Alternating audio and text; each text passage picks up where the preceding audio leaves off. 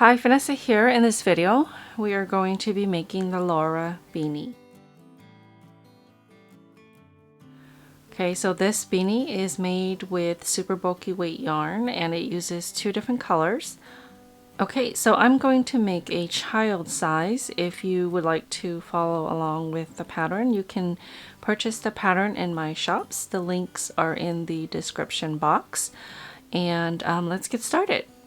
Okay, so for this tutorial, I'm going to be using these two different shades of color.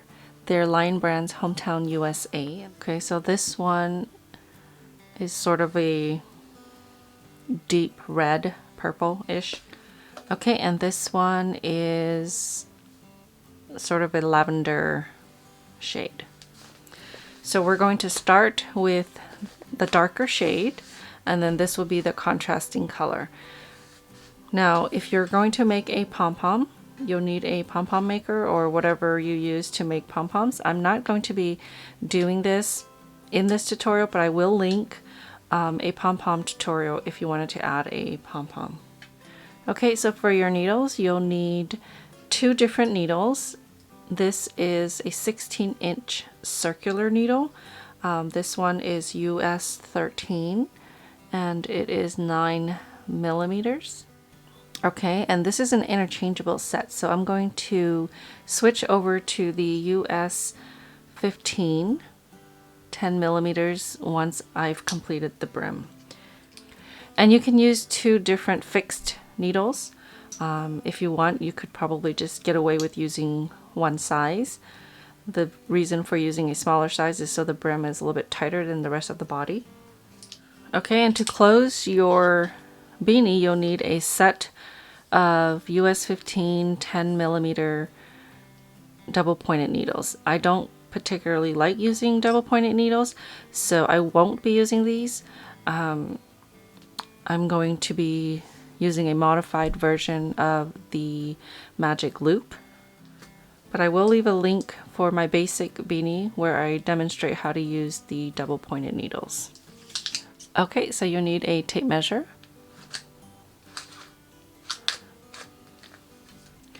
pair of scissors, and we are knitting in the round, so you'll need a stitch marker.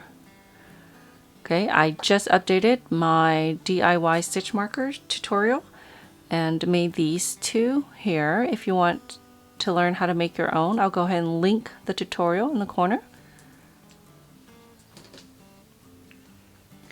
And you'll need a large eye tapestry needle since we're using super bulky weight yarn. Or if you're not fond of regular tapestry needles, you can use a wool one. It looks like this. It has a loop, so it's easier to feed through and weave in your ends. Alright, so let's get started. Okay, so you want to start by pulling about 50 inches of yarn. Okay, so pinch there. Just your working yarn is going to be in front over here, and then your tail end is going to be right in front of you. You want to insert your finger, okay, into that loop there, and then fling it back, and then hold the remaining with your other three fingers. Now, I am not going to go too slow on this. I will leave a link for the long tail cast on method if you need additional assistance. Okay, so I'm going to start without a slip knot. So to start, you want to place your needle underneath this piece here, hold it with your finger, and then let some slack go and pull it back. Okay, now you want to go under this strand here closest to you, and then from this finger, the strand closest to you, you go from the top down and then pull it through this loop here, and then let go of the yarn on your thumb. Gently pull so that it's snug but not tight. Okay, you still want it to slide around. Okay, so if you let go by accident, go ahead and insert your finger and thumb into that space between those two strands. Make sure that your tail end is in front of you. Okay, again, you're grabbing the remaining yarn with your three fingers and then pull it back. So it's like a slingshot.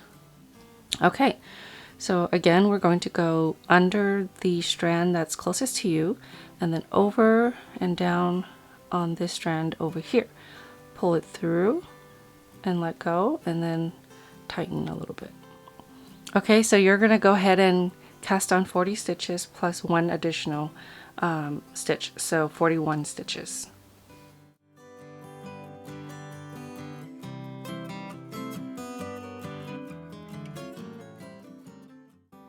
Okay, so now we're ready to join our round. I'm going to join with the invisible joining method. That's why we casted on an additional stitch. And you want to lay it down and make sure that it's not twisted. So I twisted this section here on purpose so I can show you what it looks like if it's twisted. Okay, so you want to make sure that it is not twisted. So grab your work and you want to slip the first stitch on your left hand needle, insert your needle purlwise as if to purl, and then just slide it off. And then you're going to grab this first stitch here on this side and pass it over the stitch you just slipped over. Okay, and then drop it. Now you're going to grab your tail and your working yarn and just tighten it a little bit so that it's snug. So now you want to place your stitch marker on your right hand needle, and we're going to work a 1 by 1 rib. So we're going to knit the first stitch, purl the next, knit the next, and purl. So it's knit, purl, knit, purl. You can knit through the back loop for a twisted brim. You can knit as normal, which is what I'm going to show you. So it'll look like this. Or when you're knitting your knit stitches, you can knit through the back loop and it gives it this extra texture by twisting your stitches. Okay, so that's what it looks like side by side. Okay, so to knit, you want to make sure your yarn is in the back, and you're going to insert your needle through the front loop right here, okay? And then you want to knit that stitch. And then let go. Okay, yarn in the front and purl the next stitch. Okay, so we're going to insert as if to purl from the front through the front loop and purl this stitch. Okay, so we're going to repeat that all the way around. So I'm going to go ahead and work my 1 by 1 rib all the way around. Okay, so I've completed the first round and I've just purled the last stitch. I'm going to just slip my marker over to my right hand needle. Now we're going to repeat round 1 until we're happy with the height of our brim. So for this one, I'm going to work about 6 rounds. So that was the first round. I'm going to continue working my 1 by 1 rib for 6 rounds.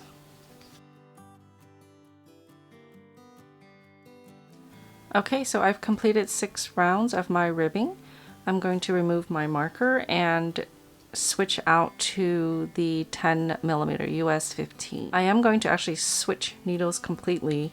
So if you're not using interchangeables, you would just grab your other set and then just start knitting with the new fixed needle. And the reason why I'm changing this is because it'll give it more contrast between the yarn and the needles. It's kind of blended here. So for the first round of the body, using your US 15 needles, you're going to knit every stitch all the way around. So I'm going to grab my new needle and insert my needle and knit the first stitch. Okay, so I'm going to go ahead and knit every stitch all the way around.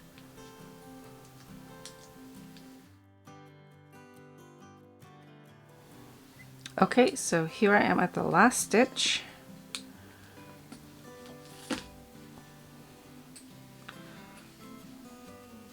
Okay, so hopefully that's a little bit better to see. Okay, so now we're going to add the contrasting color. I'm going to add my marker back. Okay, for round 2, we're going to start adding the contrasting color.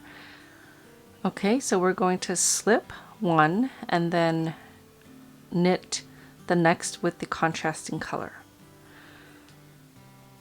So when you're slipping your stitches, make sure your yarn is in the back and you're slipping your stitches as if to purl, like that. Okay, grab your contrasting color, make a loop, and then insert your needle into the next stitch. And then you want to place the loop on your needle and then pull it through. Okay. What I like to do is tie a knot or two on the back side. So we're just going to carry the yarn up as we go. We're not going to cut the yarn off. Okay, so we're going to be working with the contrasting. Okay, again, the repeat is slip one, knit one. So when you're slipping purlwise with the yarn in back, okay, and then we're knitting with the contrasting color. Okay, again, slip one, knit one. Okay, go ahead and repeat that all the way around. Slip, knit, slip, knit.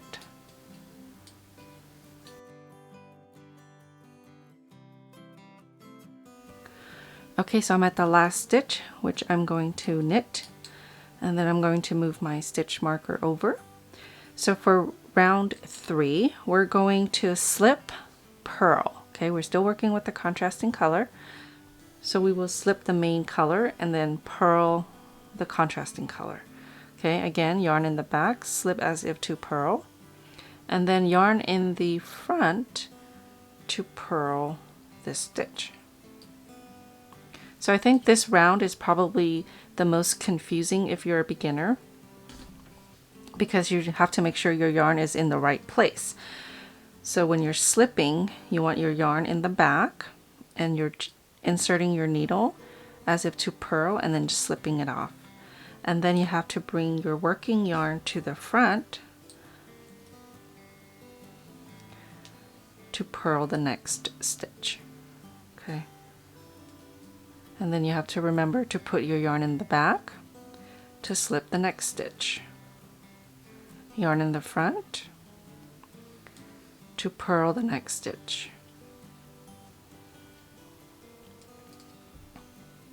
Yarn in the back. Okay, and I knit continental, so I just have it here.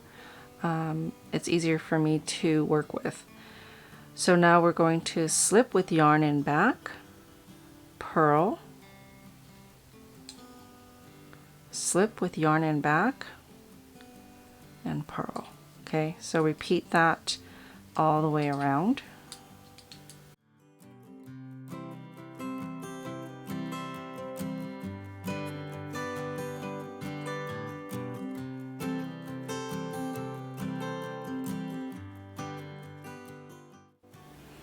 Okay, so I'm at the end of round 3. I'm going to slip my marker over. And then for round 4, we're going to grab the main color. We're just going to drop the contrasting color. Go ahead and grab your main color. Just going to knit every stitch around using the main color.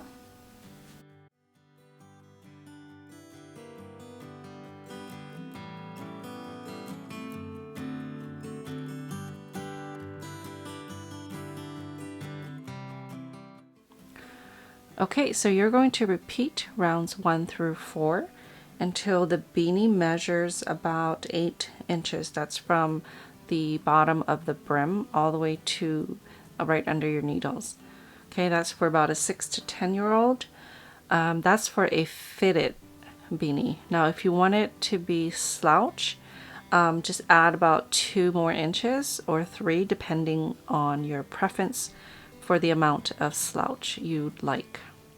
Okay, so I'll go ahead and repeat until my beanie measures about 8 inches. If you go to the blog, there's a chart there with the written instructions, and you can stop at the age, the height for the age that you want. Okay, so I'm finishing up my repeats and I'm on the last stitch for round 4.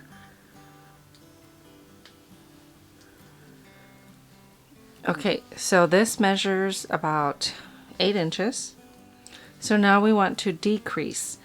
When your stitches get too tight in the decrease, you can go ahead and switch over to your double pointed needles if that's what you're using. If not, just go ahead and follow along, and I will be working the decrease with the modified magic loop method. Okay, so for row 1 of decrease, I'm going to just slip my stitch marker over. So we're going to knit 3 stitches together, and then we're going to knit 1. So it's knit 3 together, knit 1, knit 3 together, knit 1. So we're going to repeat that all the way around. Okay, so to knit 3 together, we're just going to insert our needle through all 3 of these loops. Okay. And then we're going to knit all those 3 loops together. Okay, so now we're going to knit 1. Okay, so now we're going to knit 3 together through all 3 loops, and we're going to knit 1. Okay, so go ahead and repeat knit 3 together and knit 1 all the way around.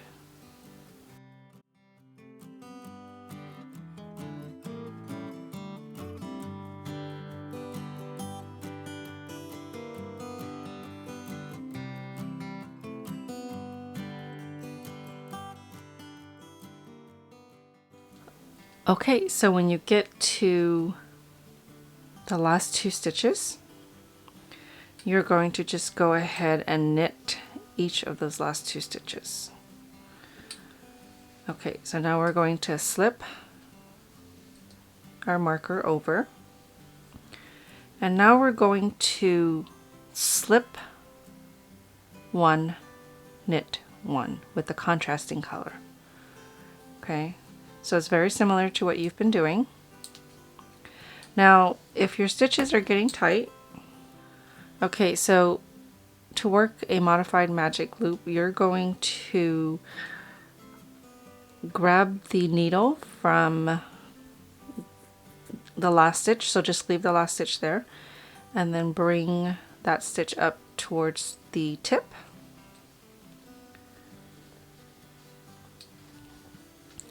And then on this side, just it's folded here, so I'm just going to slide these stitches over.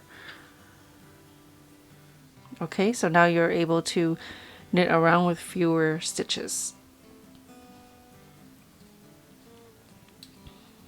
Okay, so for round 2 of decrease, we're going to slip 1 and then knit 1 with the contrasting. Slip 1 and knit 1. Okay, we're going to repeat that all the way around. And then we'll just continue sliding this over. Okay, so I'm just grabbing a few stitches. And then on this side, I like to do 1 or 2. I'll just leave 1. Okay, and we're at slip, knit, slip, knit, slip, and knit. Okay, once I get here, I like to just pull it from the end. So this is the marker here, so I'm just going to pull the rest onto the needle, and it's fine to leave a few stitches. I'll just leave the 3 that's there. Okay, so now we're going to slip, knit, slip, knit, slip, okay, and knit the last stitch. Okay, move your marker. So now we're going to work round 3 of decrease. So we're still working with the contrasting color. Now we're going to slip and purl, just like we did before. Slip and purl. Slip and purl. Slip. Okay, so if you're working this method here, just go ahead and pull a few more stitches onto your needle. And I'm going to adjust this side. Okay, so we're going to purl. So if you see this, the contrasting color, you would purl it. And then if you see the main color, you're just going to slip it. Okay, so we're going to continue that around. Purl, slip, and purl. Okay, so now we're back around. Okay, so for the next round, we're just going to knit all the way around with the main color. Okay, so we're knitting every stitch all the way around with the main color. Okay, at this point, we are done with the contrasting color. So you can cut it off if you like, or just leave it until you're done. Okay, so for the last round, we're going to knit 1, knit 2 together all the way around. Okay, so we're going to knit 1, knit 2 together. So just like the knit 3 together, but you're only going through 2 loops. So knit 2 together, knit 1, and knit 2 together. Adjust your needle. Okay, knit 1, knit 2 together, knit 1, and knit 2 together, knit 1, and knit 2 together. Okay, last few stitches.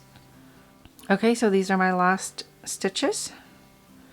Knit 1, knit 2 together. So as you can see, I only have 2 stitches left, so I'm just going to knit the last 2 stitches. Okay, so now we're going to cut this, leaving enough for weaving end. So here, actually I'm going to use this one so you can see how much easier it is. So I just looped it through this loop here on the end of the needle. And what we're going to do is just insert the needle into the remaining stitches as if to knit. Okay, just like that. And pull it through and slide it off. Okay, continue doing that all the way around.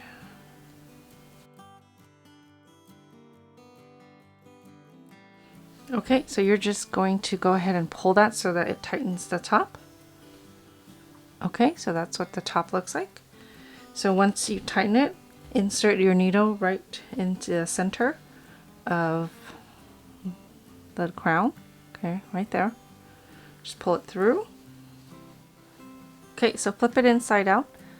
And you can see here, this is where the seam or the beginning of the round was. And we're just carrying the yarn up as we go. Okay, so make sure you tighten that some more. And then just weave in your ends. Okay, if you're going to add a pom-pom, just don't cut off this tail yet so you can use this to secure your pom-pom. Okay, so to give it extra security, I like to tie a knot here. So you're going to insert through any loop nearby this piece here, and then just wrap it around once or twice.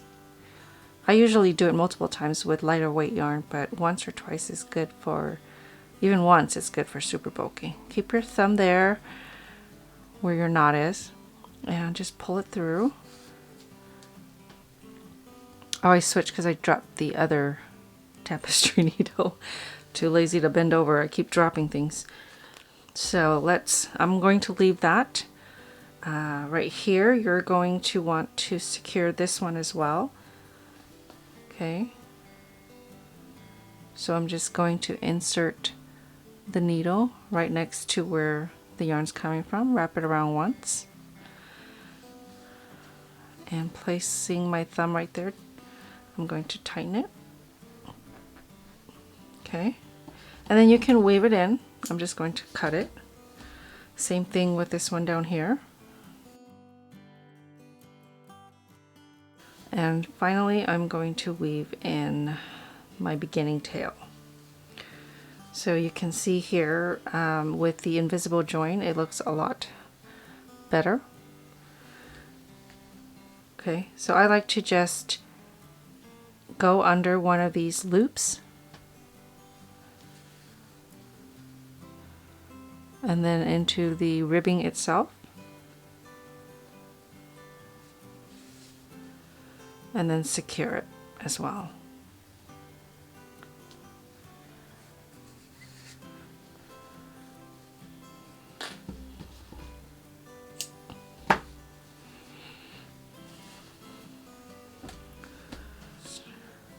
Okay, so this is the fitted version. Now, if you wanted a slouch, you would continue for another 2 to 3 inches before you start your decrease. Okay, again, if you're adding a pom, you can do so. For this one, I just used the contrasting color. For the pom, you can use whatever color you like. I also have a video that I'll link for a fur pom-pom. Okay, thank you so much for watching. I hope you've enjoyed this video. Don't forget to subscribe for future videos. I'll see you next time.